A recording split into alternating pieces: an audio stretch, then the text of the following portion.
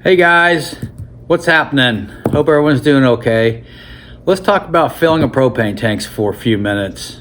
We run 20-pound tanks and 40-pound tanks here at Elli-May's, and we use 3 different companies to have those tanks filled, and they're filled 3 different ways. Now this video in no way, shape, or form is an accusatory video. I'm not trying to say anybody's doing anything wrong at all, so I'm not going to name the companies that we use, but 2 of the ways that they're filled are flat rates, so you pay X amount of dollars regardless of how much propane's in that tank. One company charges us 25, one charges us 28, and the company that pumps, it's metered, just like when you fill your tank on your car, charges us whatever's pumped into the tank.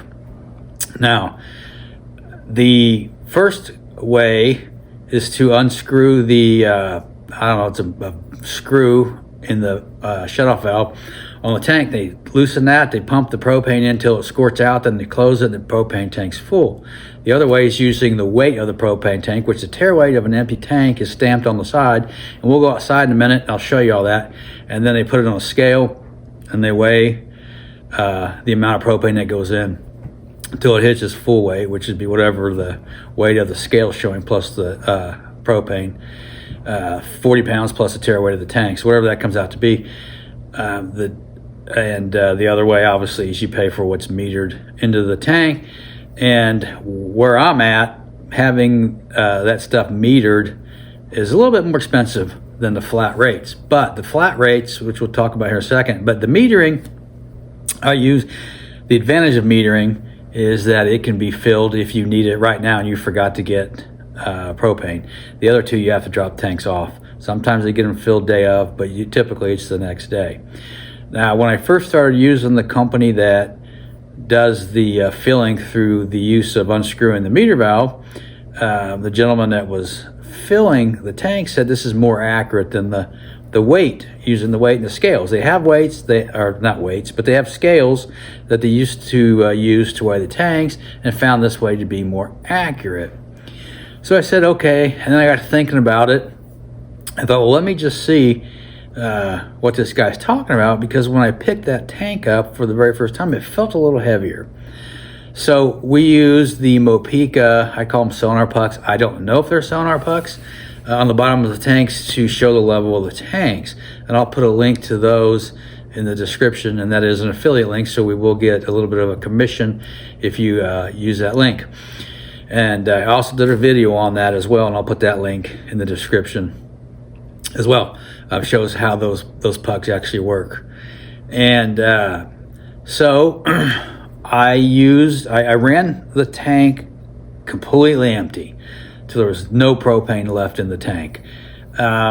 Took it back, had them fill it, and through using the sonar pucks, it registered 100% full. Now, propane tanks are only filled to 80% to begin with because of expansions of the gas and things like that. It's a safety thing. So it measured 100%. Said, okay, so ran that tank dry.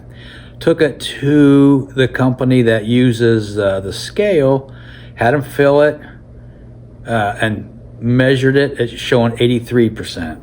So that, okay, maybe that's a fluke. Repeated the process, same results. So it appears like maybe using the metering valve thing is a little more accurate on getting the tanks full. I don't know. And I did that 3 or 4 different times and got the same results. So I still use the company that uses the scale, just depending on how quick I need and what my needs are, where I'm at, things like that. But the problem is with using the metering valve and using the weights, the weight method is if there's propane in those tanks, these are flat rates, so it's 25 and 28, or 25 and 28, so those are flat rates. So if there's a gallon or 2 of propane in that tank, you're really paying for that again. So I try to really get these things as close to empty as possible. And even when they use the weight thing, it's weighing that propane in that tank, so you're paying for that again. So my advice is to get these things as empty as you possibly can. And I try to go at least 1%, and 0 obviously is the ultimate goal, but So 1% is not much. I'm not worried about that. So that is my goal. Now, again, this isn't accusatory. This is just the way they do it. This is just based on my experience, where I'm at with 20-pound and 40-pound tanks that we use. I can't speak to how 100-pound tanks are filled. I'm sure those are filled right on whatever, if they're on a food truck, a trailer, whatever they're mounted to, because those things get pretty heavy. So I'm going to go outside, show you what I'm talking about when I'm talking about the little screw on the on and off valve, shut off valve, whatever you want to call it, on the tank, and then I'll show you what I'm talking about, tear weight of tanks. So let's head outside to the propane tanks, and I'll show you what I'm talking about.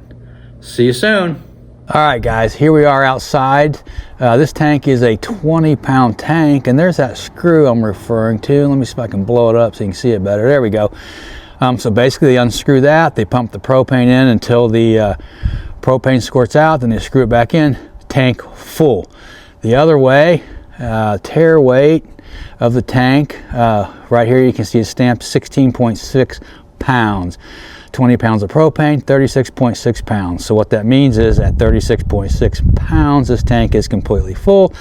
So they'll put it on the scale, weigh it, and fill it till it's 36.6 pounds or as close to that as they can get it. The problem is when they do it by weight, same problem with the other method as well, is if there's propane in there, it's going to weigh that, and you're going to pay again for that propane that you've already paid for once. But there you have it. I'm going to head back inside now. It's a little cool out here, so we'll see you inside. All right, guys, quick recap on filling propane tanks. We use 20-pound tanks and 40-pound tanks here at Elli-May's. You can use the method where they unscrew the screw in the side of the shutoff valve. You can use the method where they use a scale and weigh the tank, or you can use the method where what is pumped into the tank is metered. Now that last method is a little more expensive where I'm at. The advantage to it is you're not paying for whatever's in that tank currently when you're having it filled. So I try to use the method, the company that uses the method to where they unscrew the screw as much as I can. I still use all three companies. This, like I said, I'm not accusing anybody of anything. This is just the way it is. Maybe your experiences are different. I don't know. But when I do have these tanks filled, I try to make sure they're as close to empty as possible.